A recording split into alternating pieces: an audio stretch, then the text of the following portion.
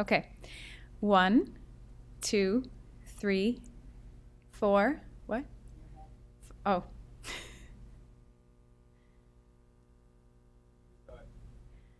Hello, my name is Sarah Engebretson, and I'm a program manager and associate at the Population Council. I'm going to talk to you today about how to design a program based on identified assets that we'd like our girls to have.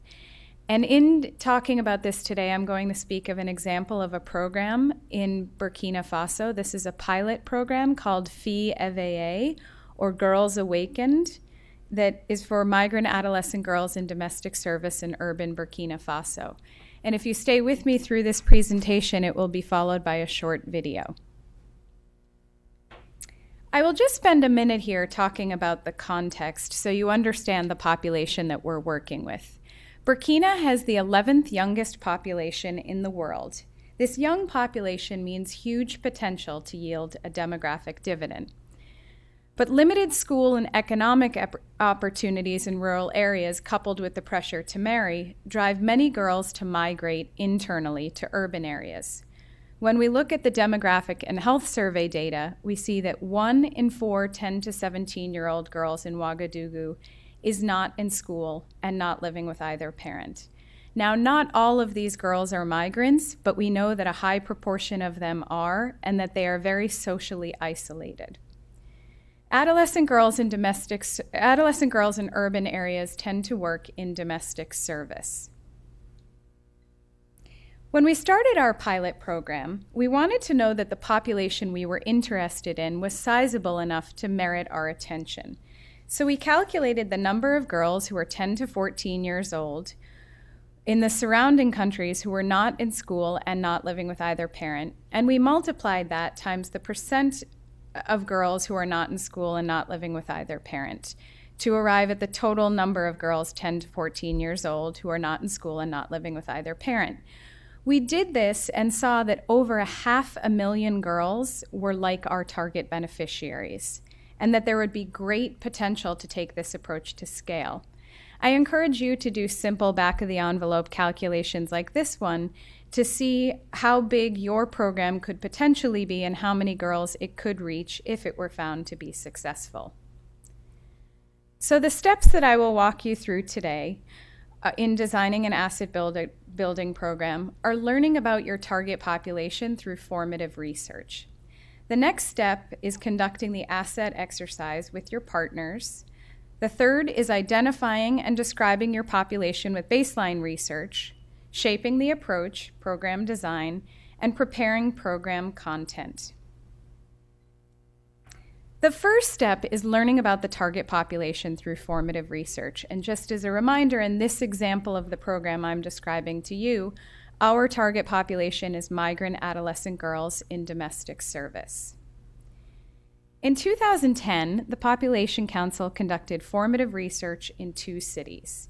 This included a desk review of literature on adolescent domestic workers and migrant girls. That meant searching the published literature as well as the gray literature. We did focus group discussions with adolescent domestic workers.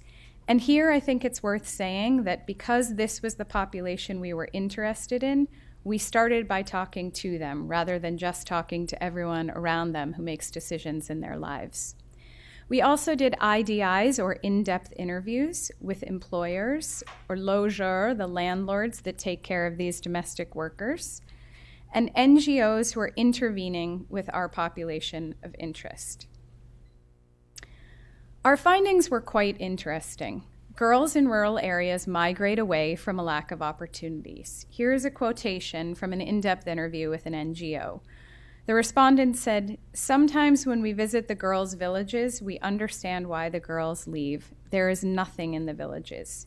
And this photograph of 2 young pregnant girls is meant to demonstrate the script that awaits many girls in rural Burkina.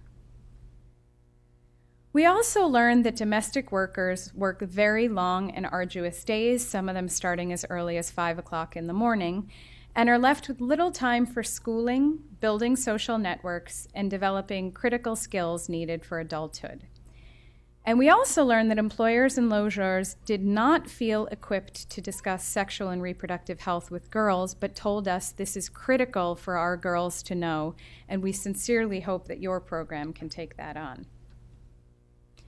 The formative research also taught us about migration patterns. We learned that girls move first to a smaller city, and then once they've gotten a few years of experience under their belt, they move on to the capital city. This is called step migration.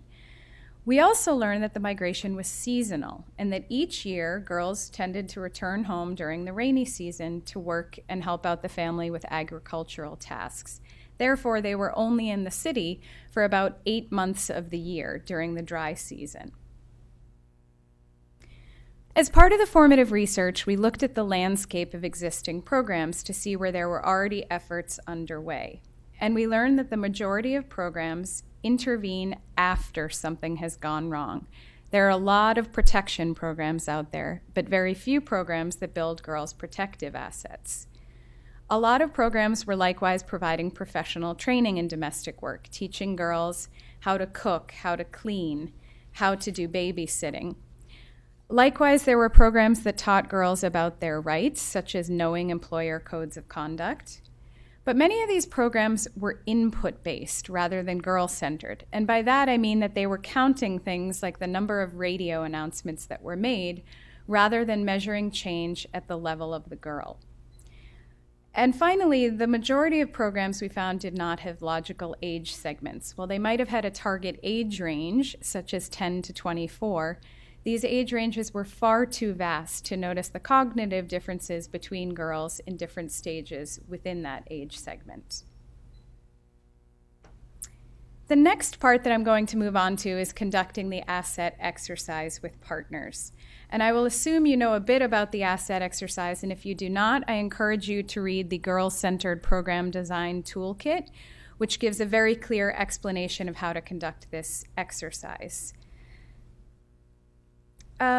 Essentially, here is a photograph of us conducting the exercise, and as a brief overview, it is meant to show by what age girls need specific assets. And when I say asset, I mean stored skills, knowledge, and things that they are capable of doing by specific ages. For example, a financial asset could be knowing the minimum age and the rules at the local bank for opening a bank account.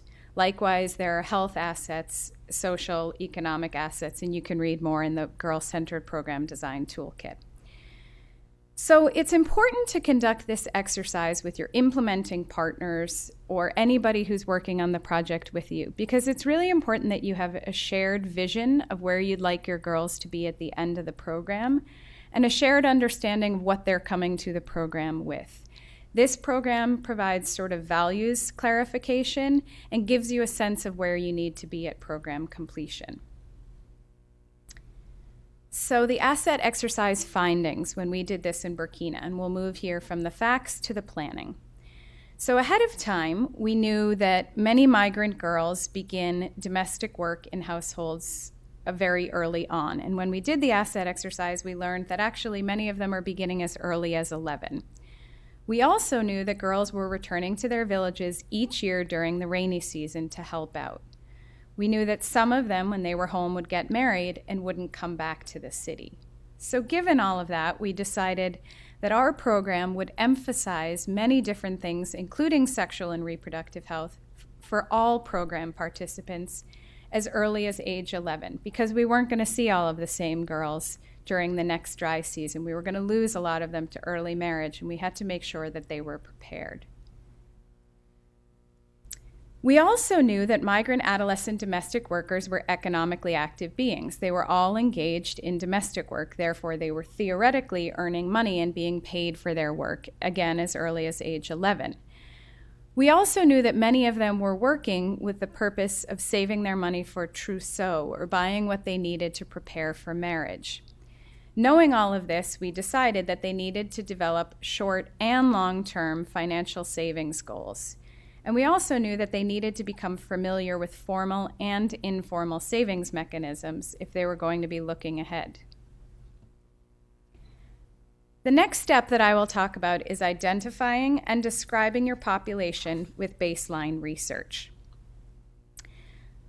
Here we conducted a baseline survey to learn about the target population that could help us solidify our program approach as well as the program content. And here are just a few highlights from the findings. The first thing we learned about was the context of migration. We learned that internal migration is far more common than international, and this has been found to be true in the literature for females. 94% of our participants were born in Burkina, but 100% of them reported being a migrant or not living in the place where they were born. And the remaining 6% were from neighboring Mali and Cote d'Ivoire. Girls are extremely mobile. More than 6 in 10 girls reported living in their current neighborhood for less than 1 year. And this taught us that girls were likely very unfamiliar with their surroundings because of this residential mobility. We also learned that girls report moving for economic reasons. 2/3 reported moving to the city for work, for example. The next thing we looked at was social capital and life skills. Not surprisingly, migrant girls are highly socially isolated. 94% of our girls were not members of any social groups. This indicated to us that the program that we would launch might be their only opportunity to build social capital and socialize with other females.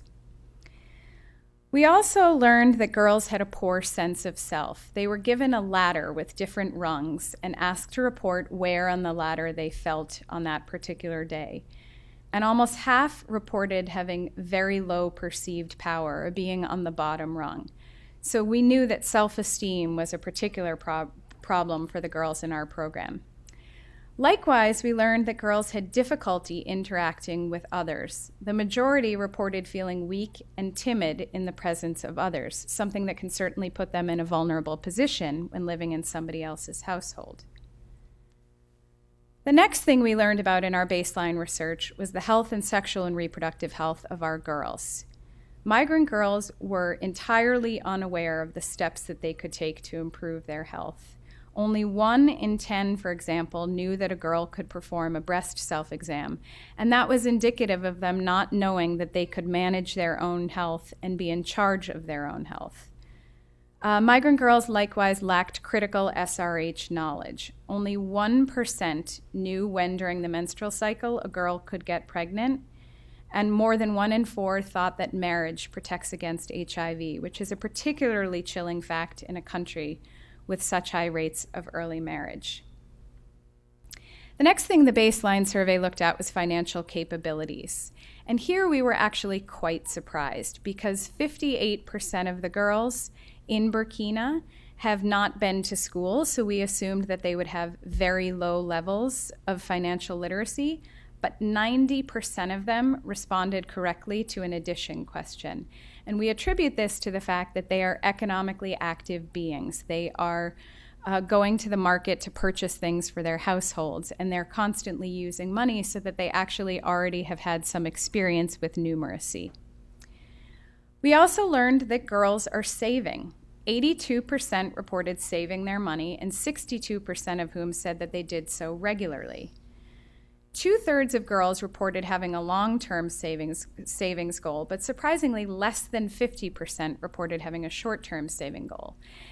This seemed very surprising because we always think of adolescence as having a short horizon, but in fact, many of the girls in our program were thinking about the long-term goal of marriage and preparing for marriage.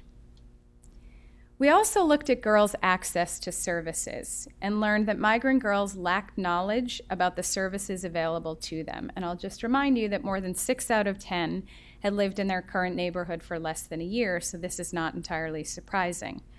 Only about 1/3 of them knew that girls like them could open a bank account at the local bank, and only 18% knew that girls who've been raped or harassed have a place to go. They were not familiar with psychosocial services that surrounded them. The next part of what I will talk about is shaping the approach, and this is really where this is the program design phase of the presentation. One thing you heard me say is that when we did our formative research, we learned that a lot of programs didn't have logical age segments. So we decided that our program would. Our target population is migrant adolescent girls in domestic service who are living in specific catchment areas, areas that we can point to on a map. In Bobo Dioulasso, these girls are 11 to 16 years old, and in Ouagadougou, they're 15 to 19. So why the difference in age? Well, you heard me mention earlier that the formative research showed that girls first move to a smaller city, and then when they have a couple of years of experience under their belt, they move on to a larger city. Therefore, the capital, Ouagadougou, tended to have concentrations of older girls than Bobo Dioulasso. So we came up with a different age range for both locations. The core elements of the program were safe spaces for girls to meet, access to same-sex peers, and an older female mentor. In the context of our program, older mentor meant women 20 to 25 years old. Again, our target age range was 11 to 19. So we wanted mentors to be a little bit older so that girls had some leverage and someone they could look up to, but not somebody that was so much older that the girls in our program could not identify with them. So this is a bit about the program structure, the duration and dosing. Girls meet in groups of about 25. The meetings are held once a week on Sundays for 2 hours. So why Sundays? The formative research showed that these girls are incredibly busy doing domestic work for their households and that their only day of rest was Sunday. So we wanted to make sure we didn't set the program up on a day when there would be conflicting demands on the girls' time. The program is designed to be 30 sessions over a period of 8 months, corresponding with the dry season. So again, you heard me say that girls are living in the cities and working in the cities during the dry season. So we wanted our program to take place during that time so that girls could follow it start to finish before returning home to help the family during the rainy season. And here you see a bit of our design. We do a pre-test. The program begins in November. It ends in June, and then we do the post-test. And this is repeated with several cohorts. The next part of program design that I'd like to talk about that is incredibly important is community engagement and recruitment. Community engagement in the context of this program meant meetings with community leaders before the program launch. We met with them to make sure that they supported the program, that they could point us in the directions of safe spaces where the program could take place, and that likewise they could help identify potential mentors who could lead the program's weekly sessions. We then did community awareness sessions. Over the course of the 8-month program, in each community where the program took place, we did 3 sessions. One before the program begins to discuss the program's goals, answer questions, and recruit girls. Then, over the course of the remaining 8 months, we do 2 more where girls highlight what they have been learning and share testimonials. And we also hear from employers and community members about the value of the program. The next critical part of community engagement is home visits. This is something that many people will say is too costly or too time-consuming and will say it's not worth doing. But I can tell you that the home visits have been something that has really enriched this program for us. As you can imagine, domestic workers sometimes cannot attend a program session because they're too busy at home. But by having the mentor make several home visits over the course of the 8 months, she was able to talk to the employer and go over the importance of bringing the girl to allowing the girl to come to the program as often as she can be there. And it really built a relationship of trust between the mentor and the employer and the employee, or the domestic worker, and the girl and her mentor as well. And we also did awareness sessions with employers in some of our sites, though not all. The next thing I want to talk about is recruitment. We did door-to-door recruitment, and this we felt was especially important because domestic workers are literally behind closed doors and are invisible. And we thought any other way of trying to get them, we would not reach the most vulnerable that we were most interested in. And before I move on, I just want to say, while community engagement was a critical part of this program and is a critical part, it is not our direct focus. Our target beneficiaries are migrant adolescent girls in domestic service, and we engage with the people around her in support of her, but they are not the direct program beneficiaries. So the program goals. We set out to improve social capital and to build girls' assets in a couple of key areas, including life skills through inter- and intrapersonal skills, health and hygiene, sexual and reproductive health, financial capabilities, and also giving girls the option to enter school and learn French. This is something that we heard again and again from the girls that they wanted. Finally, a goal was to link girls to services available in their neighborhoods. I'm now going to move on to talk about preparing program content. Preparing program content seems like a daunting process to many, but actually it's a pretty logical process. It begins by having you select content themes. And while many programs see the multiple needs of their participants, it isn't realistic to take on 8 different themes or domains that you will cover in your program.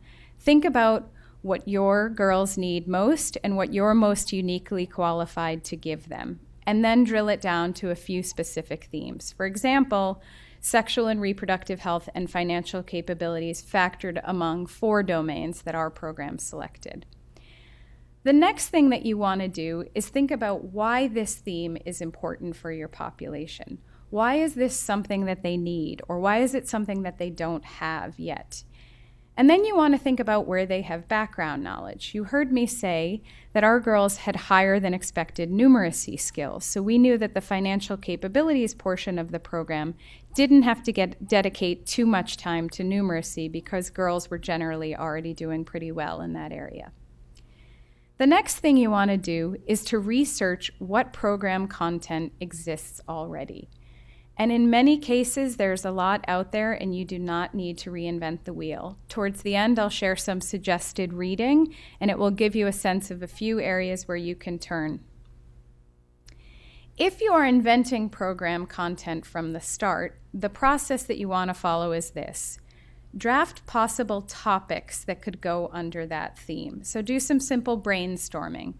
And from there, review your list and decide which are critical to building girls' assets and which could maybe be put aside. And again, I'll say, we all have a tendency to try to cram as much as we can into a program for vulnerable girls, but sometimes it's a better idea to drill it down to those most essential elements.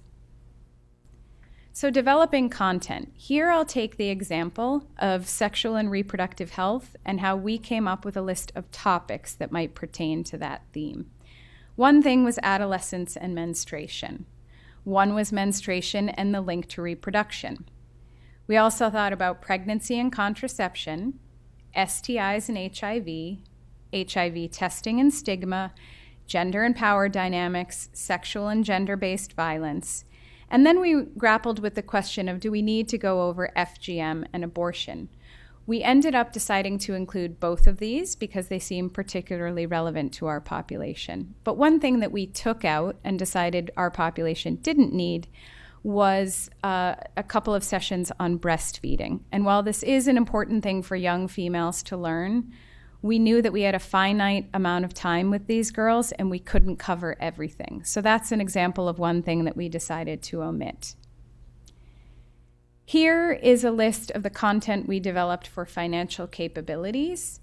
The first thing is, what is financial capabilities and what do we know about money? That was really the numeracy session, which we initially had thought would be several sessions, but we were able to drill down to one. The next was on savings goals and savings plans. The third was on methods and safe places for saving money. Then we spent a session on spending money and how this relates to savings. Then borrowing money responsibly. And finally, resolving conflicts related to money. And we chose that knowing that our population are all engaged as domestic workers working with employers and may arrive at the moment where they have conflicts over money. So once we had the list of topics that we wanted, we developed drafts of each session with the following categories. We started out with the session objectives, and the session objectives were written like this. By the end of the sessions, girls will be able to. And that was really so we made sure that our programs were building their assets rather than just talking about a topic. Again, what we want to do is see measurable change at the level of the girl. And so we knew that we needed learning goals that were concrete and showed where our girls would be at the end of the session. We then included materials needed so that the mentors were very clear on how to prepare in advance. We then included a session outline or an overview for the mentor of what would be covered in that session, all around the same topic. And finally, we listed the time needed. And again, this is important because sometimes mentors can get off topic or go on a tangent, and this was a way for them to be sure that they covered everything in the session and gave each significant piece of it adequate time. The next thing we did was in developing drafts of the lesson, we said this before the session, so what the mentor needed to do in advance. And this was a way of helping her prepare and giving her a checklist of sorts. We also knew that our mentors did not have a whole lot of knowledge on some of these topics, so we had a background section. And this is where our mentors were able to do a little more reading than what they ultimately needed to be sharing, but it was a way to make sure that they themselves were familiar and comfortable going over a specific topic. Then we gave the instructions or the activities to be followed with the time devoted to each. And then we came up with taking it home sessions or sort of homework for the girls to be doing. And this was a way to make sure that what they were learning in the program was being reinforced outside of the program. Likewise, we told the mentors about planning ahead so that they knew that if 3 weeks from now we're going to have a suggested visitor, then we really need to get in touch with that visitor today and to start to plan that. I would also say with program content that it's really important to remember to use interactive techniques. This lecture style is not something that has worked for adolescents and is not going to be enticing and is not going to be something that's going to keep them in the program. So we vary the methods of instructions in this program. For example, a lot of the activities involve brainstorming and drawing on girls' background knowledge. Other parts include personal stories where we share fictional characters and their hypothetical situations, but it's really based on what girls like them are experiencing. We also share a lot of pictures. Our population is not literate, but it is a way to start the conversation with girls. There are many group discussions to get them learning how to express themselves in front of others and be comfortable communicating. Mini lectures where the mentor will spend a few minutes sharing new knowledge on a topic. And a lot of role plays. We found this to be a really great way to engage girls. And finally, we have included visits from providers in the community. So this may mean bringing a nurse at the local clinic to the program, if not bringing the girls to the clinic, or, for example, bringing a financial service provider from the local bank to come and talk about financial services that bank includes. And these varied methods of instruction, I think, make for a very rich program. So here I will just share with you some suggested reading. This has really only been the beginning of a discussion about how to build a program that sets up girls' assets, but I encourage you to read a Population Council toolkit that was created by Annabelle Irolkar. It is available in English and French, and it's how you make the links between research and program design, and I think it will be very useful. It's all one curriculum. Many of you have likely heard of this, but it is curriculum guidelines that is rights-based and gender-based, and we drew a great part of our curriculum from this program. I've also shared our mentor curriculum guide along with the link in case you'd like to see it. Our curriculum is almost 200 pages. It's actually quite rich. And finally, this last example is a program that we were able to draw upon their financial capabilities. So I encourage you to enjoy this process of building program content and to begin and end with a vision of where you would like your girls to be. And now we'll move on to the program video. Thank you.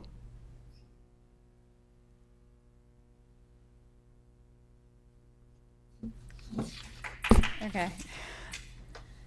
Couple of flubbubs, but. And the other thing that we're going to do. Naquan? you. Sorry, It sorry. locks. Oh, there. Sorry, we did it. Okay. I don't know how to do this machine, but I, You do nothing.